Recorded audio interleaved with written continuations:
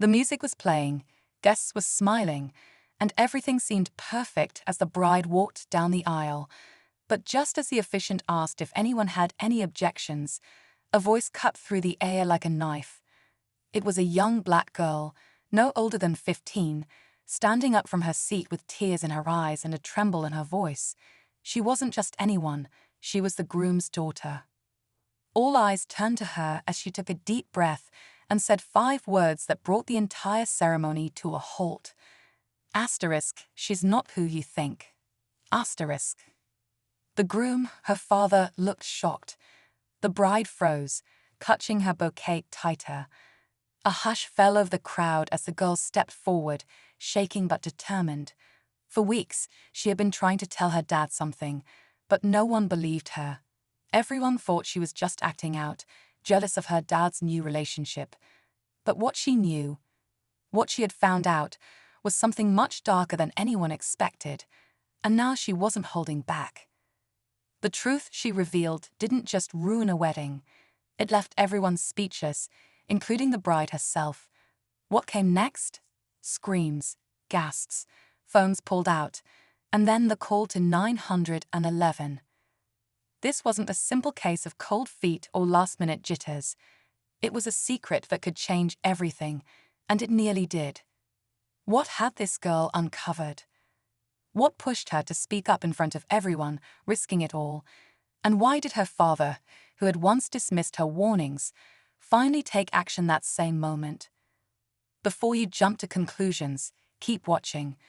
The story is just getting started, and what happens next will leave you questioning everything. It all started a few months before the wedding, when the girl, her name is Maya, noticed small things that didn't sit right with her. Her dad, Marcus, had met his fiancée, Vanessa, through a mutual friend. At first, she seemed sweet, caring, and genuinely interested in their family. But Maya picked up on little things. Vanessa asking strange questions about their finances, suddenly showing up at Maya's school unannounced, and always trying to keep Marcus away from his daughter whenever they had plans together. At first, Maya thought maybe she was being paranoid. Maybe it was just hard seeing her dad with someone new after years of it being just the two of them. But then she started digging. She overheard a phone call Vanessa had late at night. She wasn't speaking like a loving fiancé. She sounded more like someone plotting. That's when Maya started doing her own research. What she found made her stomach drop. There were no wedding invitations sent to Vanessa's side of the family. In fact, no one even met them. And the more Maya looked, the more things didn't add up. Vanessa had told them she used to work in real estate, but there were no records of that. Her social media profiles had been made just months before she met Marcus. There were gaps in her story, lies hidden under charm, and a pattern of manipulation that Maya couldn't ignore.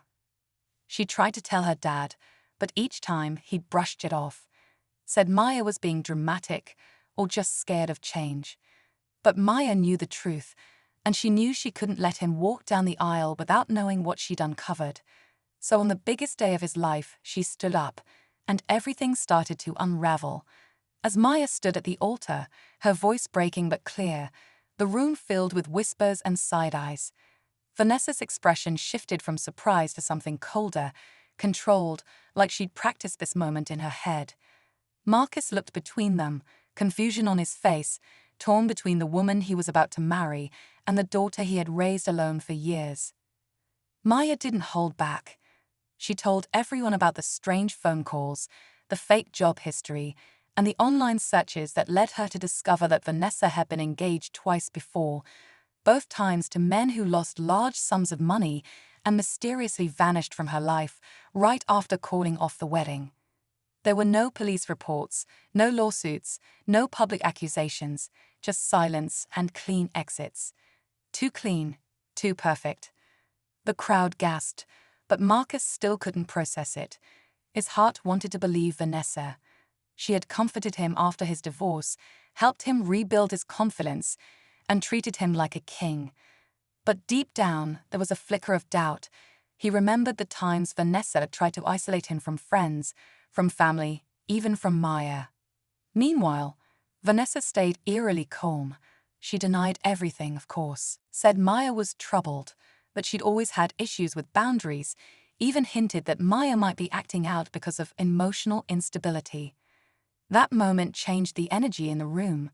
Some guests started whispering, others pulled out their phones, recording everything. But behind that calm voice, Maya saw it, the fear in Vanessa's eyes. She hadn't expected this to come out here, like this. What Maya didn't know yet was that Vanessa wasn't working alone. Someone else had helped cover her tracks, someone close, and that person was still in the room, watching it all fall apart, just waiting for the right moment to act. The room had turned into chaos. Guests whispered behind their hands, some slowly stepping away from the altar, unsure whether to stay or leave. Maya stood frozen, heart pounding, her hands shaking at her sides. Her dad hadn't said a word yet, and that silence felt louder than anything else in the room. Vanessa's smile was gone now, replaced by a mask of panic, barely holding together. She was cornered, and everyone could feel it. Then, something strange happened. One of Marcus's close friends, Anthony, stepped forward. He had been standing near the front row, but now his expression looked uneasy. Maya noticed it instantly. He kept glancing at Vanessa, nervously, like he knew something. That's when Maya realized he wasn't just a friend of her dad's. He had introduced Marcus and Vanessa. He was the one who'd vouched for her. Marcus turned to Anthony, confused. "You told me she was solid. You said you knew her family." Anthony hesitated, stammered something about meeting her at a charity event, that she seemed genuine, but his words were shaky. Maya locked eyes with him, and in that moment, everything clicked. He wasn't just fooled, he was involved. Maybe not from the beginning, but definitely somewhere along the way. Maybe he was promised something, maybe he owed someone, but he was protecting Vanessa. The pressure in the room rose like steam. Marcus stepped back from the altar, breathing hard, his face pale.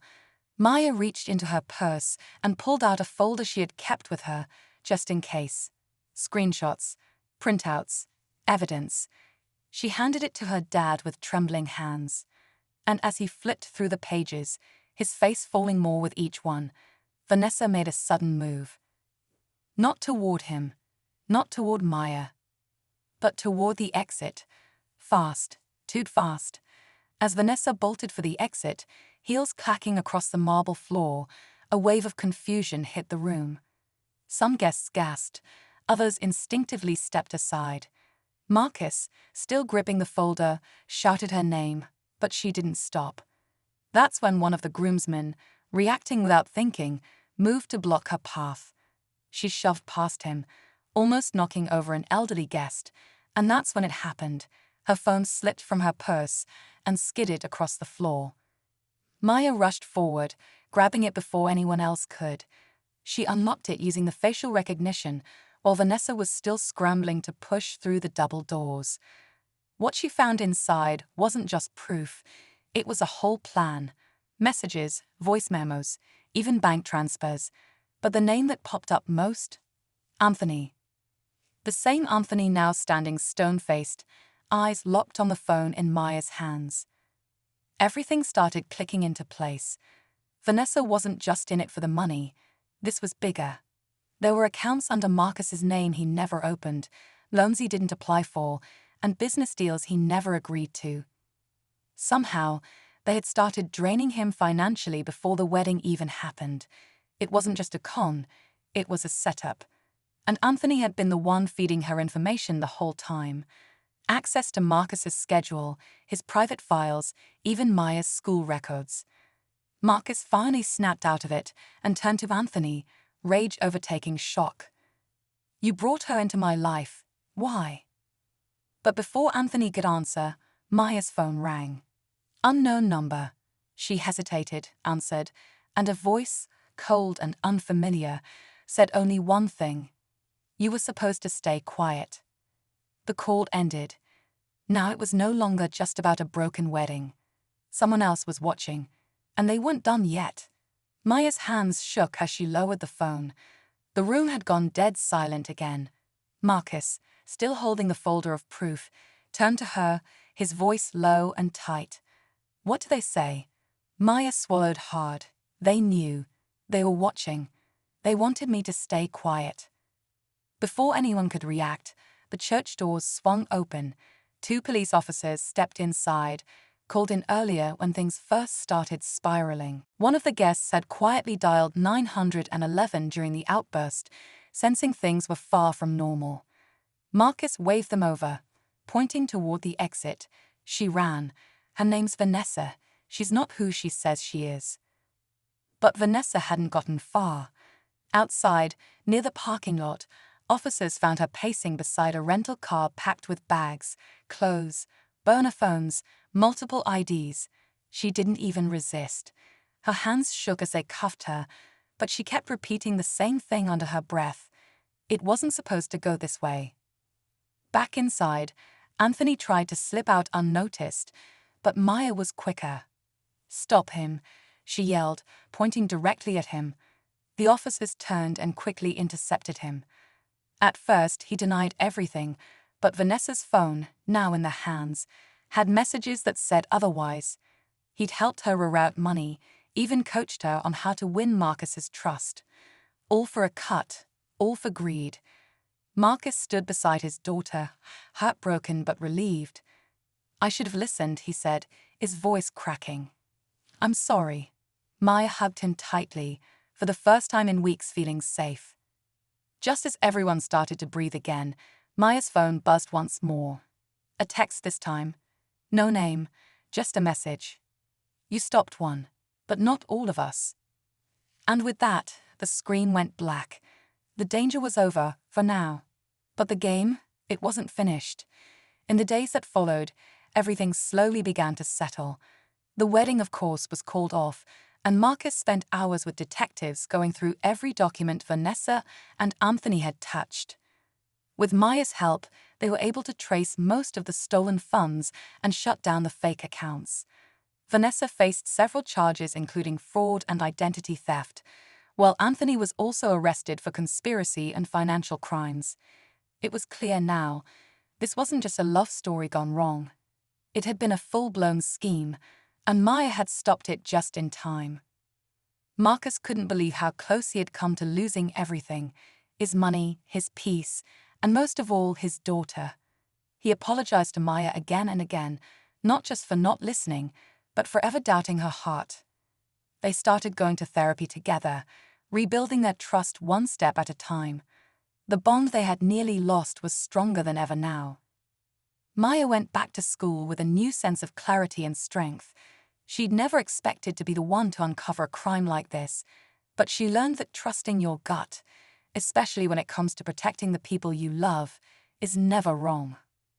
Her story even caught the attention of a few local reporters, and while Maya wasn't looking for attention, she shared it anyway, hoping it might help someone else spot the signs before it's too late. As for the final message, the one warning her that not all of us was stopped, it never came again. Police traced the number, but it led to a dead end. Still, Maya stays alert, not scared, but aware, because sometimes the real danger doesn't show up in shadows. Sometimes it wears a smile and walks right down the aisle.